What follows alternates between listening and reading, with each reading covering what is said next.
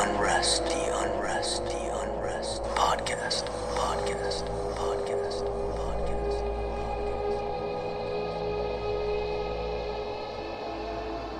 Hello, and welcome back to the Unrest Podcast. I'm Caitlin Stansel. And I'm Madeleine Green. I feel like we've definitely been liking this real life haunt situation. We know that you like spooky stories, and so it's kind of fun to just have people share their own, and we're kind of the ones just looking for those stories out there and seeking them out. To start off, though, we have our alcoholic beverages back. Yes. I'm going with the Topo Chico hard seltzer exotic pineapple. Oh, that sounds good. So tonight I made a wine spritzer. Oh, fancy. But it's like rosé, LaCroix, key lime, lime juice, and I put mint leaves in there, which I can't even taste the mint leaves. So I could have just left them out because when I drink it, the leaves get stuck to my teeth.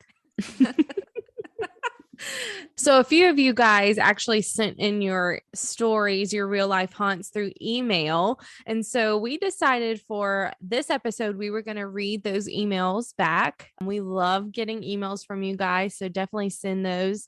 We also love doing the interviews too, but we like the emails. It's always fun to check your inbox and have a few spooky stories in there. So we're going to read a few of those today. Madeleine, do you want to start with the one that you have? Sure. So this story is from Christine, and it starts out like this.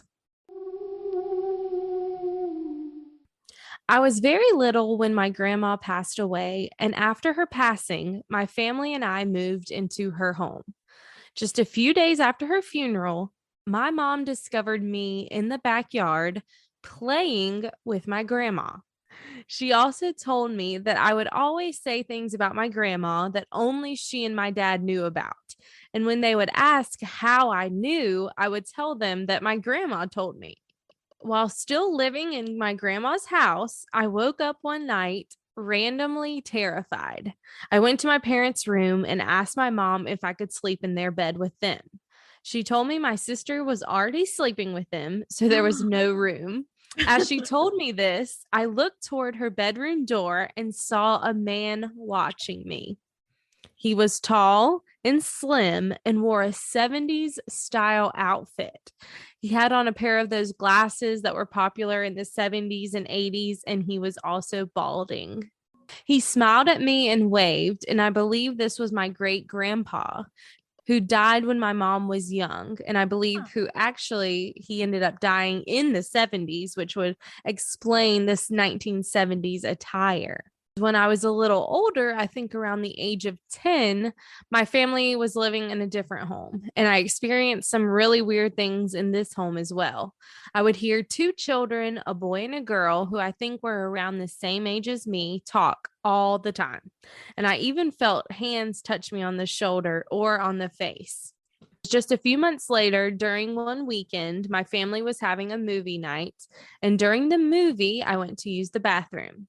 While I was washing my hands, my anxiety randomly spiked up, and when I turned towards the doorway, there was a woman floating in the hall outside the bathroom. I remember her vividly because she scared me more than any spirit I have come in contact with. She was extremely pale and had dark circles around her eyes, not like eye bags, but more like black eyeshadow. She wore a black Victorian dress, and her brown hair was slicked back into a neat bun. She stared at me for a couple of seconds before turning and floating down the hall. I never saw her again, but I still think about her from time to time. I'm most curious about her because she's the only spirit that I've experienced that actually floated. Then she goes on and says, as I got older, these experiences stopped happening as frequently, but I do still see things here and there.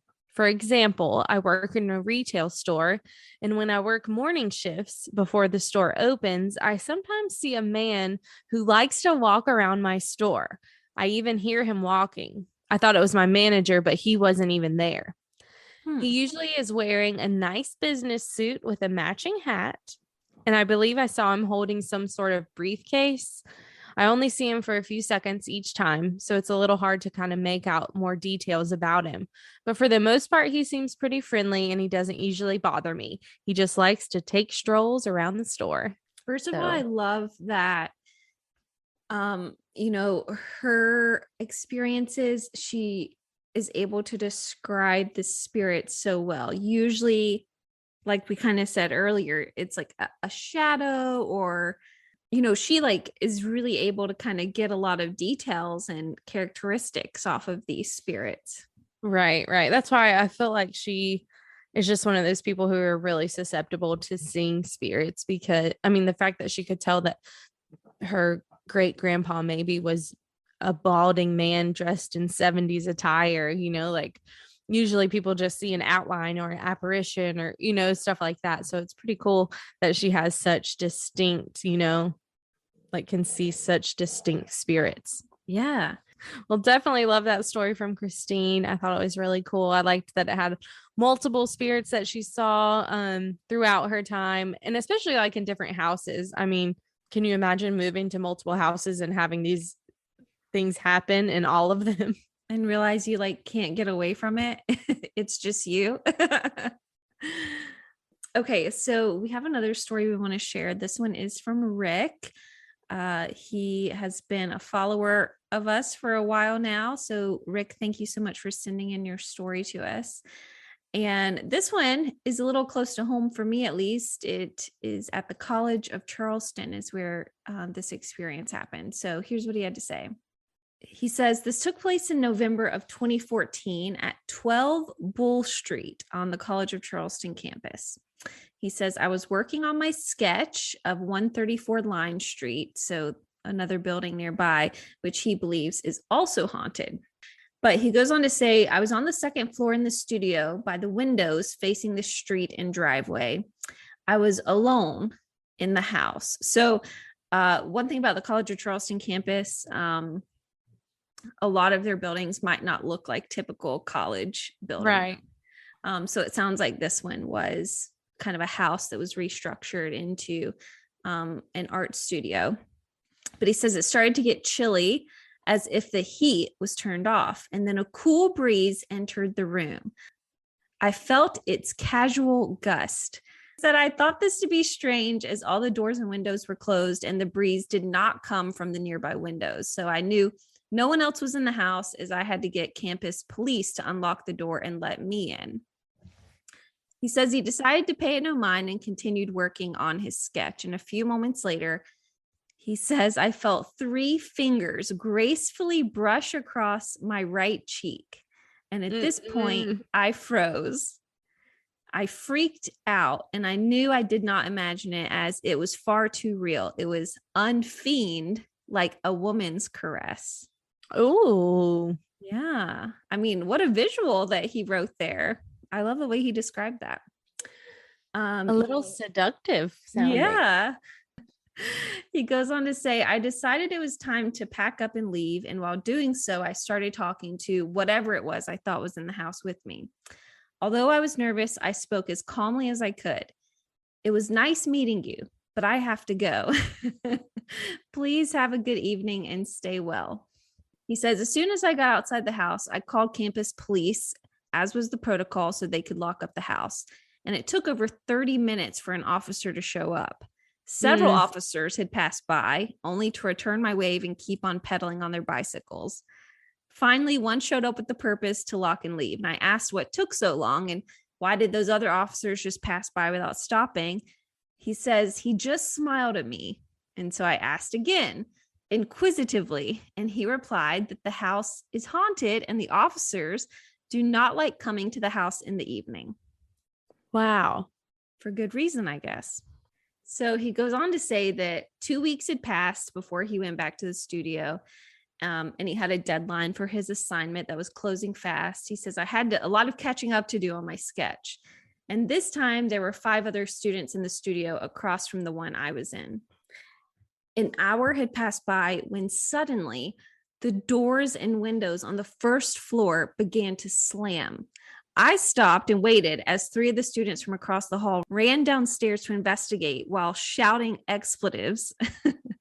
They returned to the studio saying that all the windows and doors are shut and locked, that they couldn't find anyone downstairs nor any reason for the noise. Clearly, this was like a collective experience for this. He says, all of us resumed working on our drawings and everything seemed to be okay. But then 30 minutes later, after the first incident, that same breeze from my first encounter entered the studios. And the students across the hall felt it as well.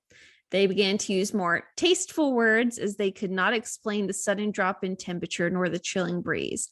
So I packed everything up this time and left for good. I never returned to work in the studio in the evenings ever again.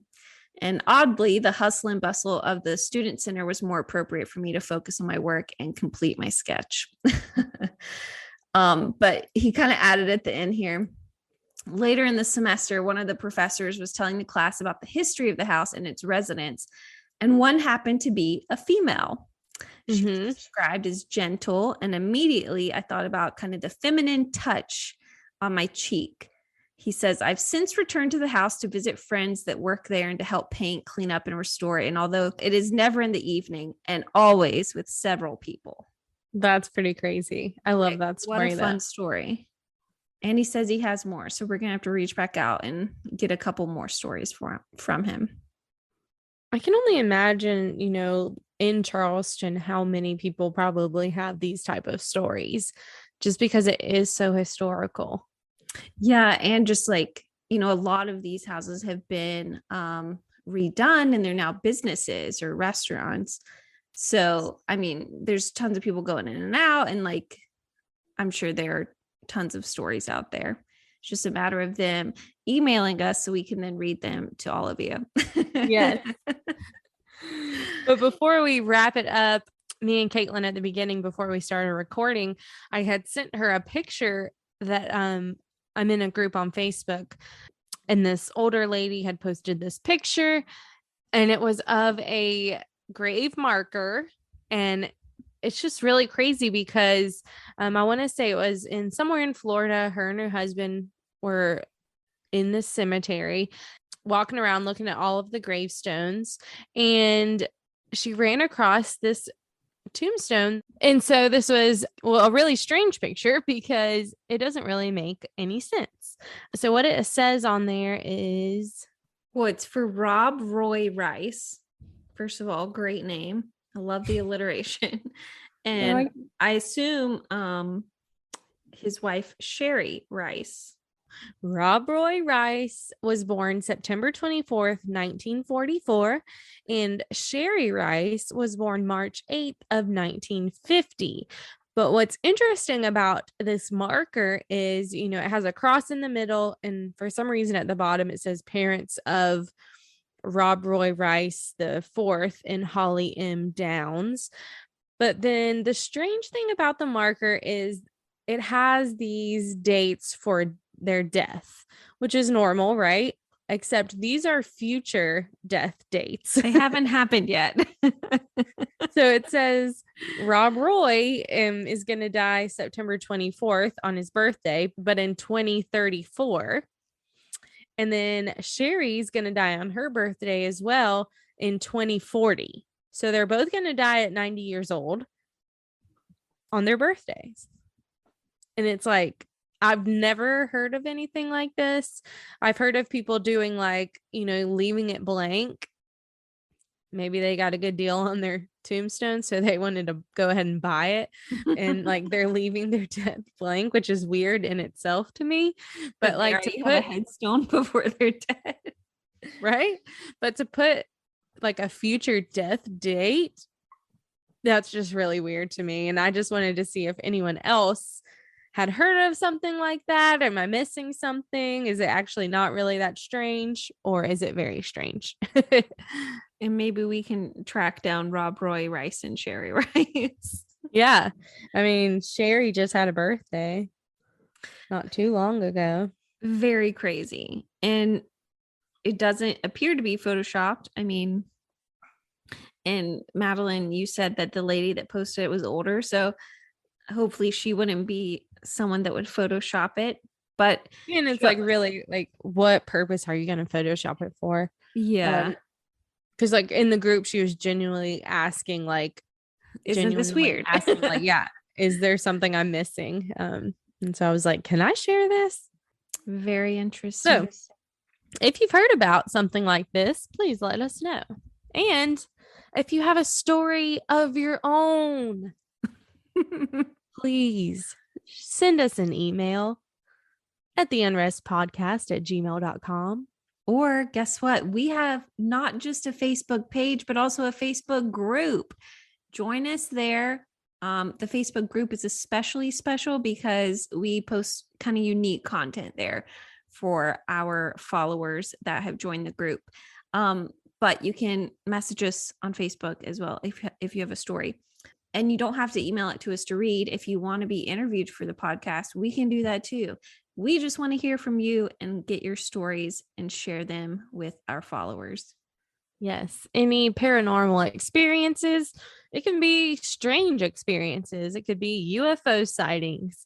It could be anything. We don't care.